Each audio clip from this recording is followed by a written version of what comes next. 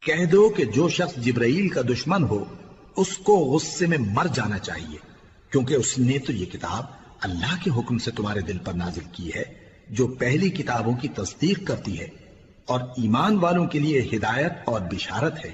جو شخص اللہ کا اور اس کے فرشتوں کا اور اس کے پیغمبروں کا اور جبرائیل اور میکائیل کا دشمن ہو تو ایسے کافروں کا اللہ دشمن ہے۔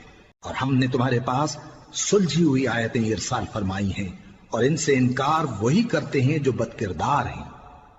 ان لوگوں نے جب اللہ سے کوئی عہد کیا تو ان میں سے ایک فریق نے اس کو کسی چیز کی طرح پھینک دیا۔ حقیقت یہ ہے کہ ان میں اکثر بے ایمان ہیں۔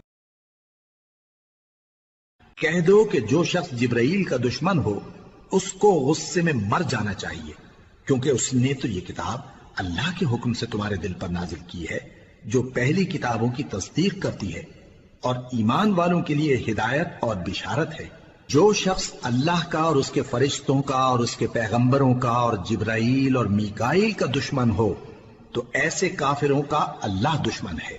اور ہم نے تمہارے پاس سلجھی ہوئی آیتیں ارسال فرمائی ہیں اور ان سے انکار وہی کرتے ہیں جو بد کردار ہیں۔